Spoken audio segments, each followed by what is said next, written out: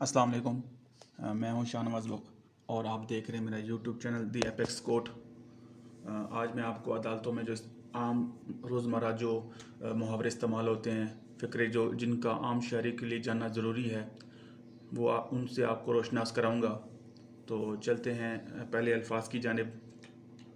पहला लफ्ज़ है जी अक्यूटल। अक्यूटल का मतलब है बरी, रिलीज़ फ्रॉम कोर्ट।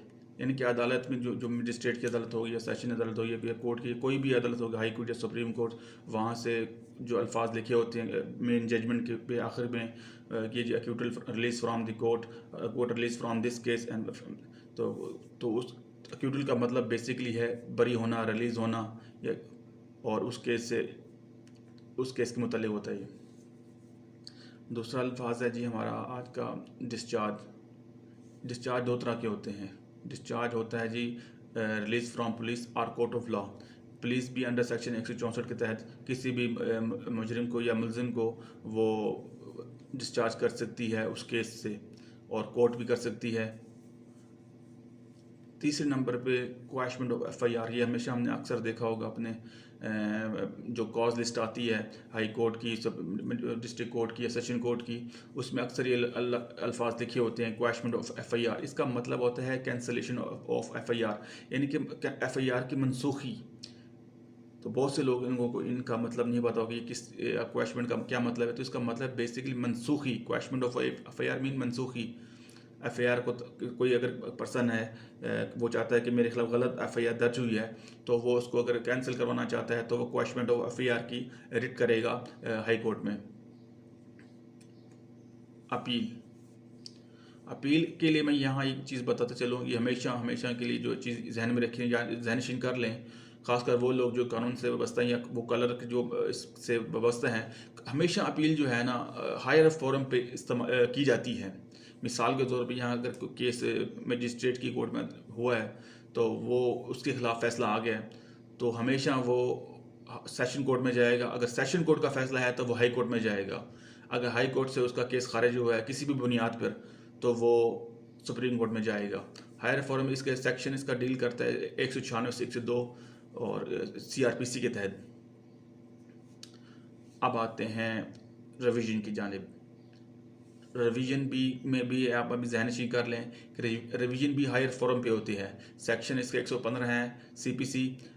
और रिवीजन अगर है, अगर किसी सेशन कोर्ट में अगर आपने फाइल किया है कोई केस पहले से चल रहा था, आप उसकी रिवीजन चाहते हैं, तो वो सेशन कोर्ट खुद भी कर सकता है, उसके डिस्क्रिशनरी पावर्स हैं।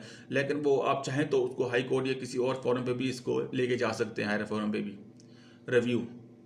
रिव्यू सेक्शन 113 के तहत होती है, और रिव्यू जो है सेम कोर्ट में होता है, उसका लिए सेम कोड का होना ज़रूरी है। कोई भी अर्थमेटिकल चेंजेस, कोई भी ऐसा क्लैरिकल मिस्टेक जो जजमेंट में रह गया है और कोई कानून नुक्ता लेकिन जो आपने सबूत में दिया था पहले लेकिन वो उसकी सुनवाई नहीं हुई या उसको एड्रेस नहीं किया गया जजमेंट में, तो उसके लिए हम रिव्यू की एप्लीकेशन फ़ाइल कर सकते हैं।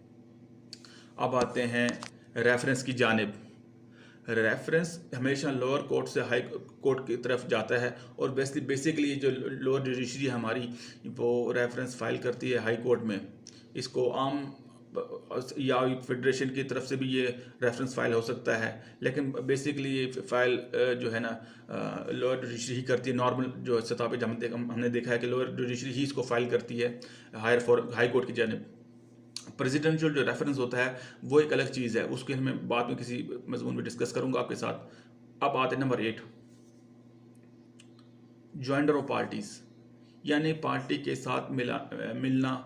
ये होता है हम एक किस्म की छोटी सी एप्लीकेशन होती है, एप्लीकेशन ऑफ 110, जिसको आम ज़बान में कहा जाता है। लोग आपने अक्सर लोगों के ज़बान में सुना होगा, यार मैंने इस पार्टी का हिस्सा बनना है तो 110 की एप्लीकेशन दे दें। तो इसका बेसिक मतलब ज्वाइंडर ऑफ पार्टी के साथ ज्वाइन करना, चाहे तो वो रिस्पॉन्डेंट के साथ कोई बंदा ज्वाइन करना चाहता है, चाहे तो वो पटिशनर के साथ ज्वाइन करना चाहता है। इन केस ऑफ फ्रॉड 12(2) की एप्लीकेशन जी फाइल की जाती है कोर्ट में। आगे चलते हैं क्रिमिनल मिसलिनियस। अक्सर आपने लफ्ज़ सुना होगा क्रिमिनल मिसलिनियस, इसको शॉर्ट इसका अगर मैं मफहूम निकालूँ तो सीएम बनता है इसका मतलब एप्लीकेशन फॉर अर्ली हियरिंग की भी हो सकती है, फिक्सेशन ऑफ द केस हो सकती है, विड्रॉवल भी हो सकती है, कुछ भी हो सकती है। इसको हम सीएम में एक वाइडर टर्म है सीएम, तो इसमें कुछ भी हम एप्लीकेशन दे सकते हैं, अपनी कोर्ट से हम दाद रसी हासिल कर सकते हैं। एफिडेविट, ये एफिडेविट और जो सीएम का ना साथ होना, हर सीएम के साथ होना बहुत बेहद ज़रूरी है। It is compulsory for every CM along with affidavit, ये लाजमी है, चाहे तो सीएम है चाहे हम मेन पटिशन एफिडेविट जो केस कर रहा है डेपोनेंट, वो लाजमी देगा इसके साथ। एफसी से मतलब बनता है फेडरल कोर्ट। ये पुराना नाम है सुप्रीम कोर्ट ऑफ पाकिस्तान का। तो पहले जब 1973 से कानून से पहले ये फेडरल कोर्ट हुआ करता था। कौंसल का तो बेसिकली आप लोग काफ़ी लोगों को पता होगा, advocate or pleader. Proxy counsel, ये अक्सर आपने सुना होगा कि यार वो बंदा या कोई और आदमी किसी के बिहाफ पे अगर जो पेश होता है वो प्रॉक्सी कौंसल कहलाता है, चाहे वो एडवोकेट के बिहाफ पे हो चाहे वो मुद्दई के बिहाफ पे हो, तो प्रॉक्सी वो कहलाता है कि प्रॉक्सी विटनेस, प्रॉक्सी कौंसल के हो। लेकिन वो प्रॉक्सी विटनेस की एज सच इतनी इम्पोर्टेंस नहीं है लॉ में, लेकिन प्रॉक्सी कौंसल की है, क्योंकि वो किसी भी अपने सीनियर एडवोकेट के बिहाफ पे पेश होता है। प्री अरेस्ट बेल हमेशा जो याद रखिएगा जहन में, बिफोर अरेस्ट होती है। बहुत से लोग इसको मिक्स या गुडमुड कर देते हैं कि दूसरे प्री अरेस्ट के बेल के साथ, ऐसा नहीं है बिल्कुल। पोस्ट अरेस्ट बेल, ये बेल आफ्टर अरेस्ट है, यानी कि गिरफ्तारी के बाद जो बेल होती है वो हम उसे पोस्ट अरेस्ट बेल भी कह सकते हैं।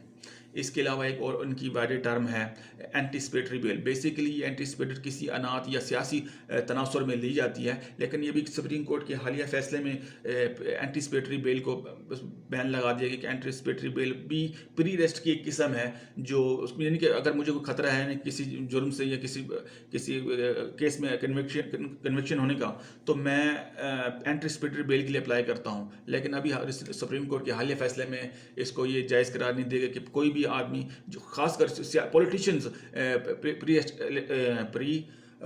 एंटीसिपेटरी बेल के लिए अप्लाई करते हैं तो वो उनको अब नहीं मिल सकती।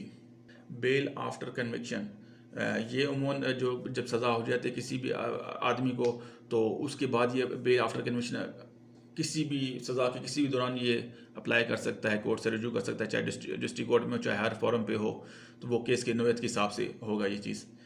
और जिन लोगों ने अभी तक मेरा चैनल सब्सक्राइब नहीं किया वो चैनल सब्सक्राइब कर लें, तो जुड़े रहें मोर इन्फॉर्मेटिव वीडियो के साथ मेरे साथ। खुदा हाफिज़।